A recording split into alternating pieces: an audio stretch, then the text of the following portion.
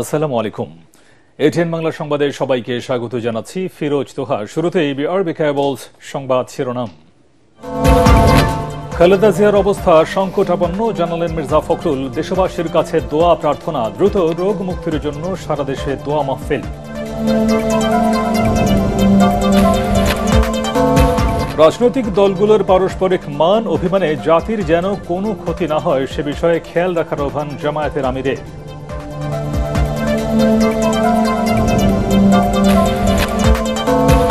ভোলা বরিশাল সড়কে সেতু নির্মাণের দাবিতে শাহবাগে ভোলার বাসিন্দাদের বিক্ষোভ, অবরোধ, যান চলাচল ব্যাহত, এনসিপি নেত্রীর সংহতি।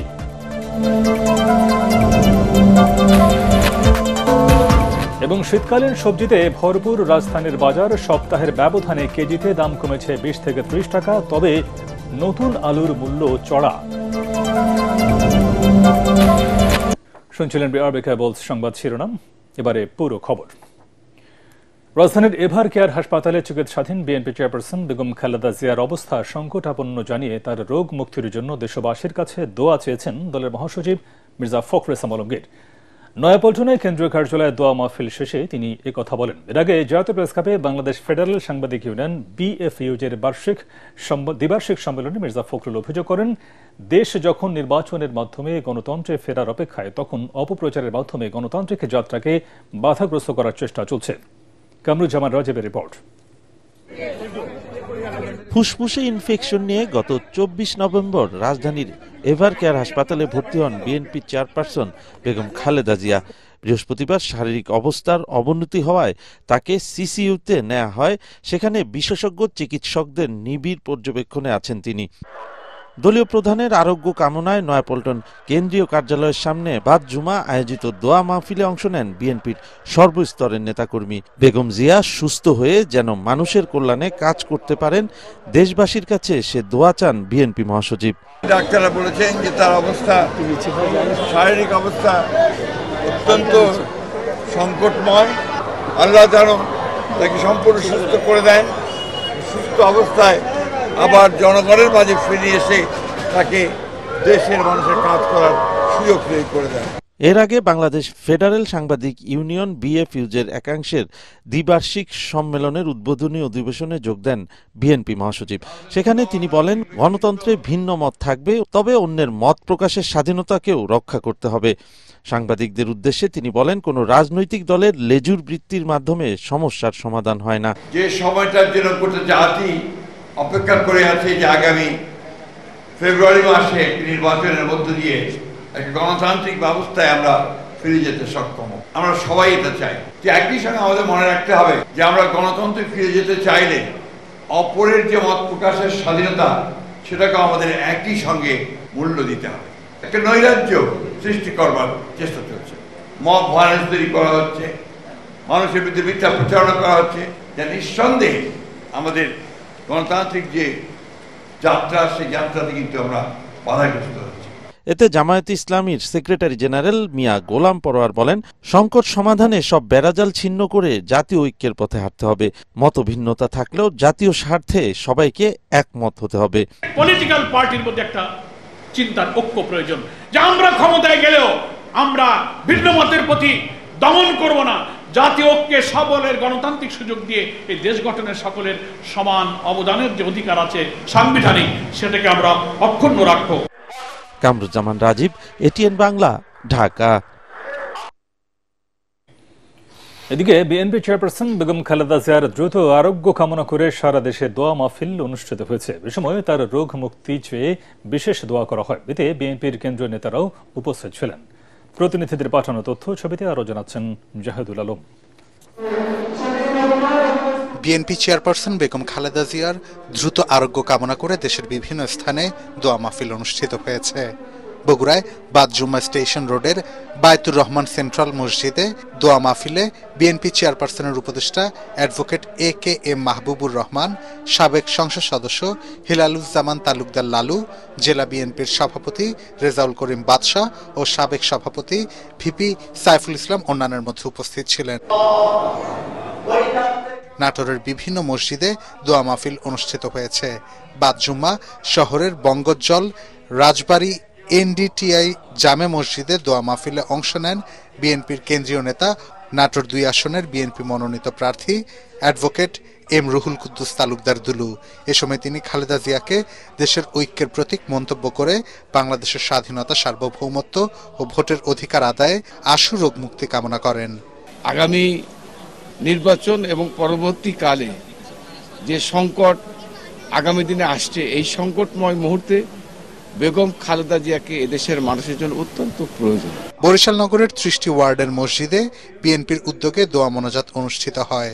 মুসলিম গোরস্থান রোড জামে মসজিদের দোয়া মোনাজাত অনুষ্ঠানে বরিশাল 5 আসনের বিএনপি মনোনীত সংসদ সদস্য প্রার্থী ও দলের চেয়ারপারসনের উপদেষ্টা অ্যাডভোকেট মুজিবুর রহমান সারওয়ার সহ অন্যান্য নেতারা অংশ নেন।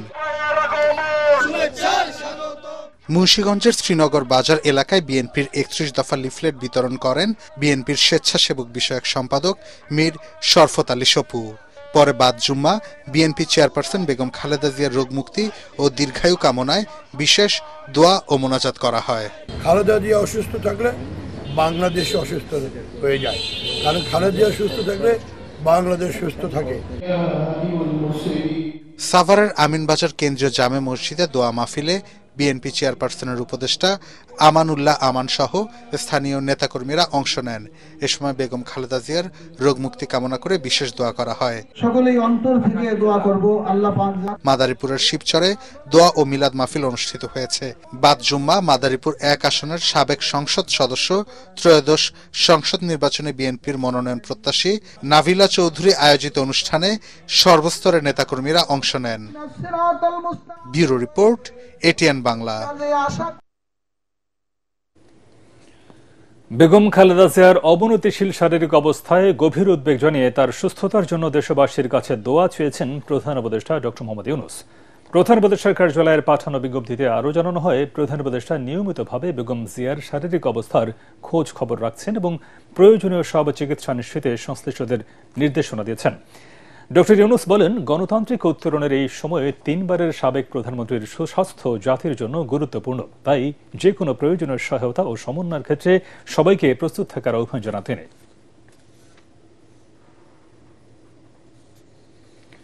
রাজনৈতিক দলগুলোর পারস্পরিক মান অভিমানে জাতির যেন কোনো ক্ষতি না হয় সে বিষয়ে সবাইকে খেয়াল রাখার আহ্বান জানিয়েছেন জামায়াতে ইসলামের আমির ডাক্তার শফিকুর রহমান। জনপ্রত্যাশা পূরণে সব রাজনৈতিক দলকে ঐক্যবদ্ধভাবে কাজ করার আহ্বান জানান তিনি। সন্ধ্যায় তৃতীয়বারের মতো জামায়াতের আমির হিসেবে শপথ গ্রহণ শেষে ডাক্তার শফিকুর রহমান একথা বলেন। খায়রুল ইসলামের রিপোর্ট। অস্ত্রসিক্ত ডাক্তার শফিকুর রহমান, চোখের এই পানি দায়িত্বের। তৃতীয়বারের মতো বাংলাদেশ জামায়াত ইসলামীর আমির হিসেবে শপথ নিলেন তিনি।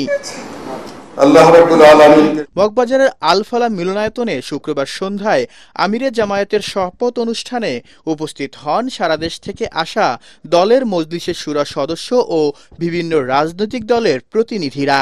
জামায়াতের অভ্যন্তরীণ নির্বাচন পরিচালনার প্রধান ও সহকারী সেক্রেটারি এটিএম মাসুম জানান, 1,16,000 ভোটের মধ্যে সর্বোচ্চ ভোট পেয়ে আবারও আমির নির্বাচিত হয়েছেন ডাক্তার শফিকুর রহমান। শপথ গ্রহণ শেষে সব রাজনৈতিক দলকে আগামী ফেব্রুয়ারিতে সুষ্ঠু নির্বাচনের জন্য ভোটারদের প্রতি শ্রদ্ধাশীল হওয়ার আহ্বান জানান জামায়াতের আমির। বহুদিনের পিপাসার্থ এদেশের জনগণকে, ভোটারকে আল্লাহ তাআলা তার বিশেষ ব্যবস্থাপনায় সীমাহীন দয়া করে একটা সুষ্ঠু নির্বাচনের জন্য ব্যবস্থা করে দেন। এবং এই ক্ষেত্রে আমরা যারা রাজনৈতিক দলগুলো আছি, দলের স্বার্থকে না দেখে জনগণের ভোটের প্রতি শ্রদ্ধা নিবেদন করে আমরা যেন খোলা অন্তরে আগামীর রাজনীতি করতে পারি, আল্লাহ যেন এই তৌফিক দান করেন। ডাক্তার শফিকুর রহমান বলেন, যে কোনো ভুলের জন্য বারবার ক্ষমা চাইবেন তারা, কিন্তু এই ক্ষমা চাওয়াকে কেউ কেউ বিভিন্নভাবে উপস্থাপন করে বলে দুঃখ প্রকাশ করেন তিনি। কোনো রাজনৈতিক বিভাজন আর মেজরিটি এবং মাইনরিটির কোনো সংঘাত আমরা আর দেখতে চাই না। উন্নত দেশগুলোতে মেজরিটি মাইনরিটি বলে কিছু নাই, তারা ইউনাইটেড নেশন, ঐক্যবদ্ধ জাতি। আমাদের মধ্যে পরিকল্পিতভাবে এটি সৃষ্টি করা হয়েছে যাতে জাতিকে মুখোমুখি করে রাখা যায়। আমরা এটা মানি না, এটা মানতে চাই না। বাংলাদেশের সীমানার ভিতরে, আসমানের নিচে যারাই জন্মগ্রহণ করবেন, যারাই বসবাস করবেন, যারাই এদেশের নাগরিক, আমাদের সংবিধান তাদের সকলকে তাদের সমান অধিকার নিশ্চিত করবে ইনশাআল্লাহ। এর আগে ঢাকা 17 আসনের যুব ছাত্র নাগরিক সমাবেশে অংশ নেন ডাক্তার শফিকুর রহমান। এ সময় তিনি বলেন, তারুণ্যের বাংলাদেশ গড়তে এবার তরুণ প্রার্থীদের মনোনয়ন দেবার প্রতি বিশেষ জোর দেওয়া হয়েছে। দেশের আপামর জনগণ পুরানা বস্তা পচা দুর্গন্ধময় সেই রাজনীতি আর চায় না। আমাদের অঙ্গীকার আগামীর বাংলাদেশ তরুণদের বাংলাদেশ। তরুণদের সেই স্বপ্ন পূরণের জন্য আমাদের যারা নমিনি তাদের ৬২% হচ্ছেন তরুণ। বাংলাদেশ পরিচালনার দায়িত্বে যাই অথবা না যায়, দুর্নীতির বিরুদ্ধে আমাদের যুদ্ধ চলবে, চাঁদাবাজদের বিরুদ্ধে আমাদের প্রতিবাদ এবং যুদ্ধ অব্যাহত থাকবে। কেউ আমাদেরকে থামাতে পারবে না। দুঃশাসন, অপশাসন, অবিচার এর বিরুদ্ধে আমাদের লড়াই অব্যাহত থাকবে। তিনি আরো বলেন, সবাইকে সাথে নিয়ে দেশ গড়তে চায় জামায়াত ইসলামী, যেখানে ভিন্ন ধর্মের মানুষ সুরক্ষিত থাকবে।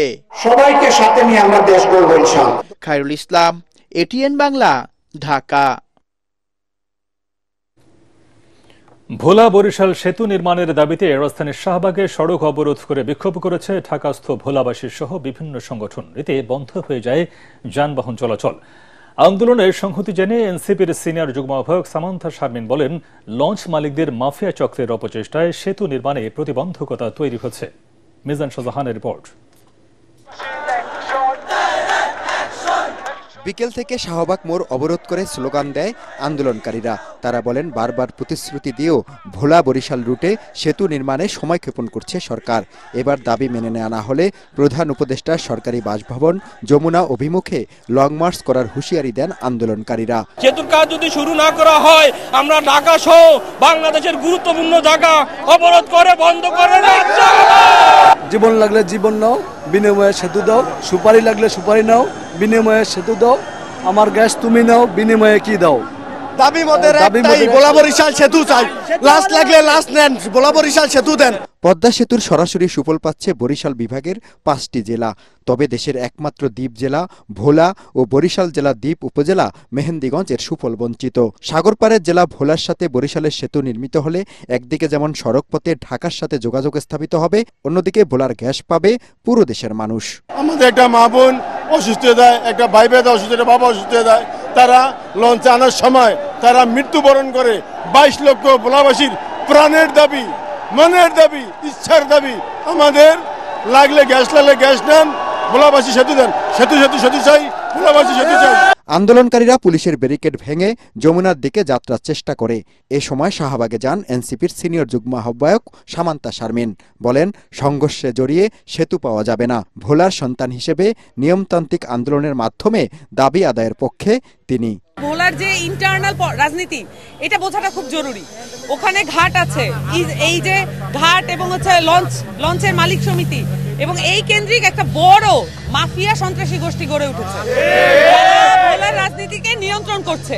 এবং তারা যদি কোনো কিছুর বিপক্ষে থাকে, তাহলে আপনি যত গুরুত্বপূর্ণই হোক না কেন, সেটা আপনি দাবি আদায় করতে পারবেন না। ভোলা বরিশাল সেতু নির্মাণের দাবিতে আন্দোলনকারীরা এরই মধ্যে ভোলা থেকে সাঁতার কেটে তেঁতুলিয়া নদী পার হয়েছে। এমনকি পদ্মা সেতুর নিচেও সাঁতার কর্মসূচি পালন করেছেন তারা। মিজান শাহজাহান, এটিএন বাংলা, ঢাকা।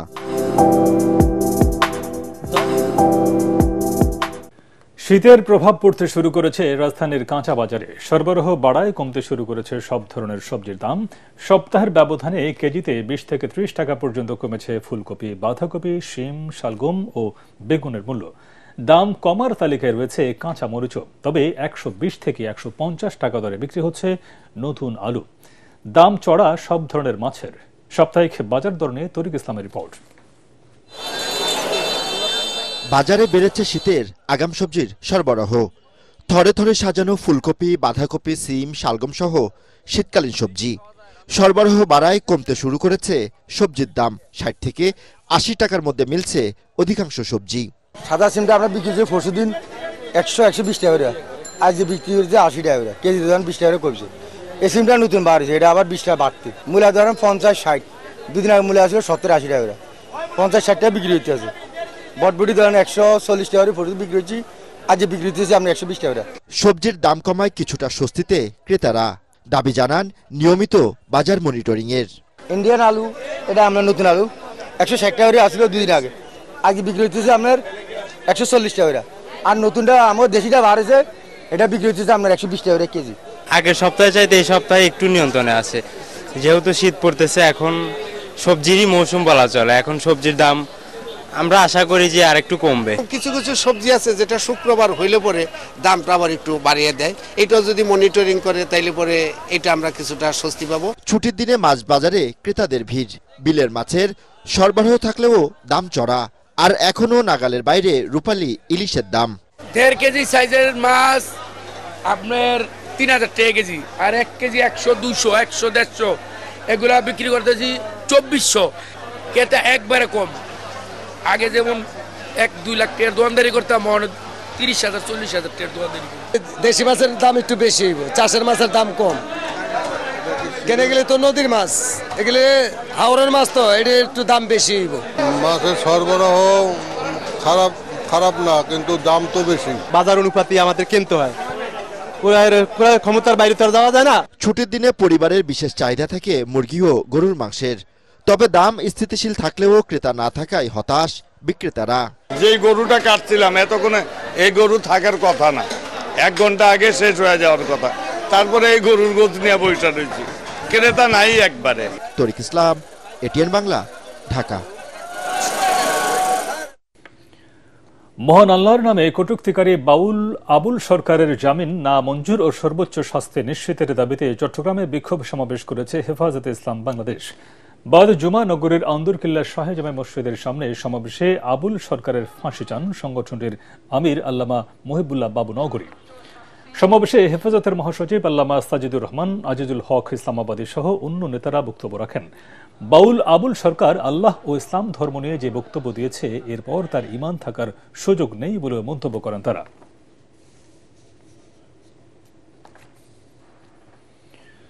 পূবালী ব্যাংক বাণিজ্য সংবাদ।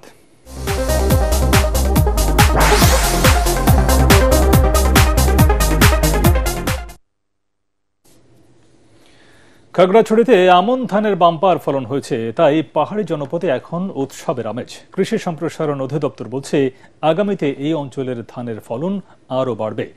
যশোরে ধান গবেষণা ইনস্টিটিউটের উদ্ভাবিত উচ্চ ফলনশীল জাতের ধান চাষে দ্বিগুণ ফলনের আশা কৃষকের।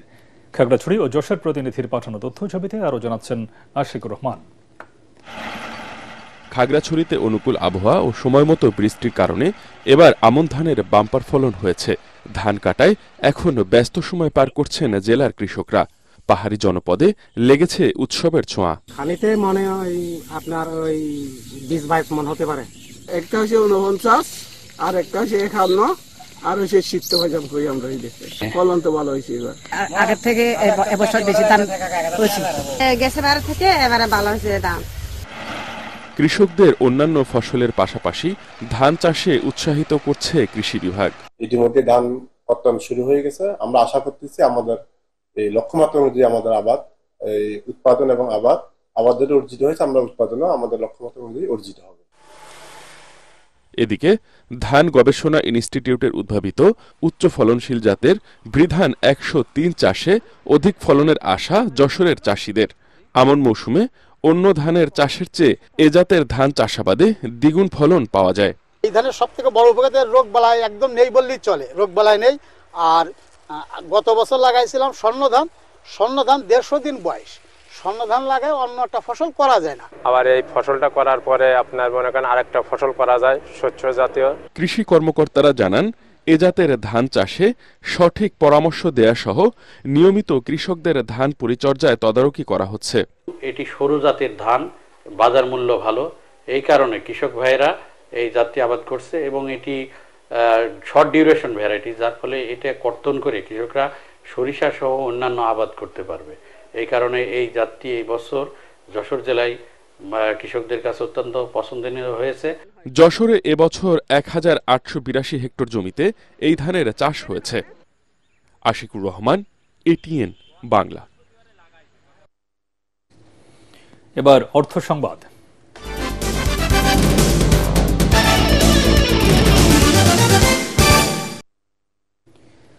জামালপুরের দেওয়ানগঞ্জে জিল বাংলা সুগার মিলে ৬৮তম আখ মাড়াই মৌসুমের কার্যক্রম শুরু হয়েছে। বিকেলে মিলটির কেইন ক্যারিয়ারে আখ নিক্ষেপের মাধ্যমে কার্যক্রমের উদ্বোধন করা হয়।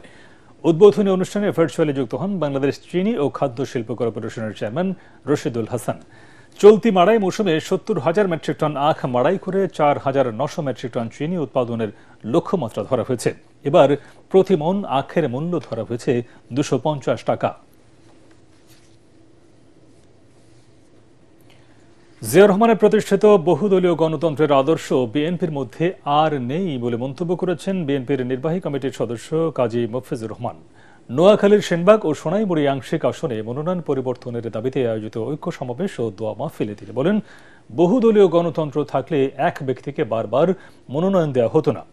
সেনবাগের বৈষম্য দূর করতে এবং মনোনয়ন পরিবর্তন না হলে আন্দোলন চালিয়ে যাওয়া হবে বলেও ঘোষণা দেন তিনি। এ সময় সেনবাগ পৌর বিএনপির আহ্বায়ক ভিপি মুফিজুল ইসলাম অন্যান্যের মধ্যে উপস্থিত ছিলেন।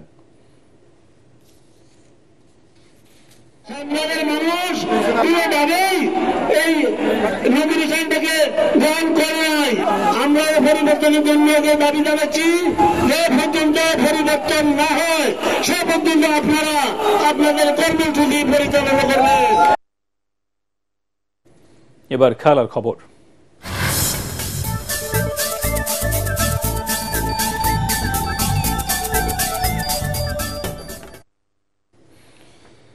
চীনের চংকিনে এএফসি অনূর্ধ্ব-17 বাছাই টুর্নামেন্টে বাংলাদেশের জয়রথ অব্যাহত রয়েছে। আজ বাহরাইনকে ২-১ গোলে হারিয়েছে যুবারা। বাংলাদেশের হয়ে বাইজিদ ও মানিক একটি গোলে গোল করেন। এএফসি অনূর্ধ্ব-17 টুর্নামেন্ট বাছাইয়ের প্রতি গ্রুপ চ্যাম্পিয়ন আগামী বছর সৌদি আরবে মূল পর্বে খেলবে। এই গ্রুপে বাংলাদেশ ৪ জয় শেষে ১২ পয়েন্ট নিয়ে সবার উপরে আছে। ৩০ নভেম্বর বাংলাদেশ চীন দলের ম্যাচটি গ্রুপের অঘোষিত ফাইনাল। বাংলাদেশ স্বাগতিক চীনকে হারাতে পারলে পুরুষ বয়স ভিত্তিক পর্যায়ে এশিয়ার শীর্ষ স্তরে খেলবে। প্রতিদ্বন্দ্বিতাপূর্ণ ম্যাচ জিতে বাংলাদেশ অনূর্ধ্ব-17 দলের head coach Golam Rabbani Chhoton video বার্তায় উচ্ছ্বাস প্রকাশ করেছেন।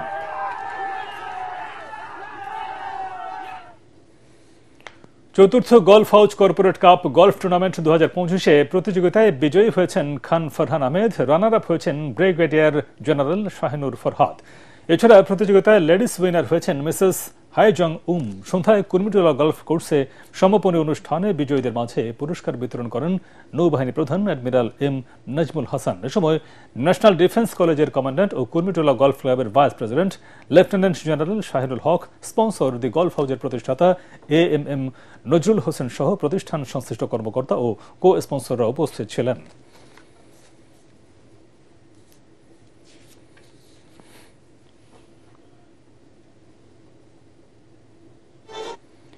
সভারে বিপুল উৎসাহ উদ্দীপনার মধ্য দিয়ে শুরু হলো ইস্পাহানি প্রথম আলো আন্তঃবিশ্ববিদ্যালয় ফুটবল টুর্নামেন্টের ঢাকা আঞ্চলিক চূড়ান্ত পর্বের খেলা।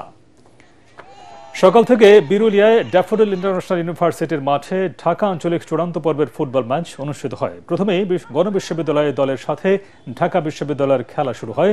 প্রতিযোগিতা শেষে ড্রয়ের মাধ্যমে ৪-৩ গোলে বিজয়ী হয় গণবিশ্ববিদ্যালয়। দ্বিতীয় ম্যাচে নর্থ সাউথ ইউনিভার্সিটির বিপক্ষে লড়ে গ্রিন ইউনিভার্সিটি অব বাংলাদেশ। এছাড়া বিকেলে অনুষ্ঠিত হয় স্টেট ইউনিভার্সিটি অব বাংলাদেশ বনাম বাংলাদেশ টেক্সটাইল বিশ্ববিদ্যালয়ের ম্যাচ। টুর্নামেন্টের পুরস্কার বিতরণী অনুষ্ঠানে উপস্থিত ছিলেন জাতীয় দলের খেলোয়াড় তপু বর্মন, লাকিব হাসান, শাফউদ্দিন আহমেদ চন্নু, ইস্পাহানি গ্রুপের জিএম ওমর হান্নান সহ আরও অনেকে। টুর্নামেন্টের মিডিয়া পার্টনার এটিএন বাংলা। আমাদের চিটাগাং পর্বে যখন মূল পর্ব উদ্বোধন হয়েছিল, আমাদের অনারেবল চেয়ারম্যান বলেছেন যে এইটা পরিসর আরো বাড়াবে। ইনশাআল্লাহ আগামী বছর আমাদের ভেন্যুও বাড়বে, ইউনিভার্সিটির সংখ্যাও বাড়বে, খেলার সংখ্যাও বাড়বে। শেষ করার আগে বিআরবি কেবলস সংবাদ শিরোনাম আরেকবার। খালেদা জিয়ার অবস্থা সংকটাপন্ন, জানালেন মির্জা ফখরুল। দেশবাসীর কাছে দোয়া প্রার্থনা, দ্রুত রোগ মুক্তির জন্য সারা দেশে দোয়া মাহফিল।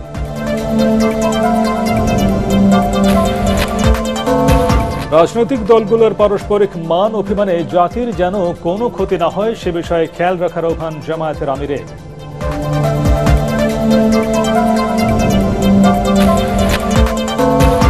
ভোলা বরিশাল সড়কে সেতু নির্মাণের দাবিতে শাহবাগে ভোলার বাসিন্দাদের বিক্ষোভ, অবরোধ, যান চলাচল ব্যাহত, এনসিপি নেত্রীর সংহতি।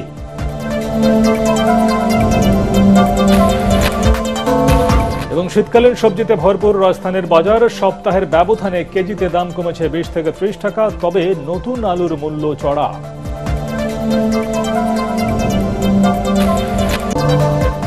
পরবর্তী সংবাদ দেখার আমন্ত্রণ জানিয়ে এখনকার মতো শেষ করছি। আর ATN বাংলার সংবাদ ইউটিউবে দেখতে ব্রাউজ করুন, youtube/ATN Bangla News। ধন্যবাদ সবাইকে।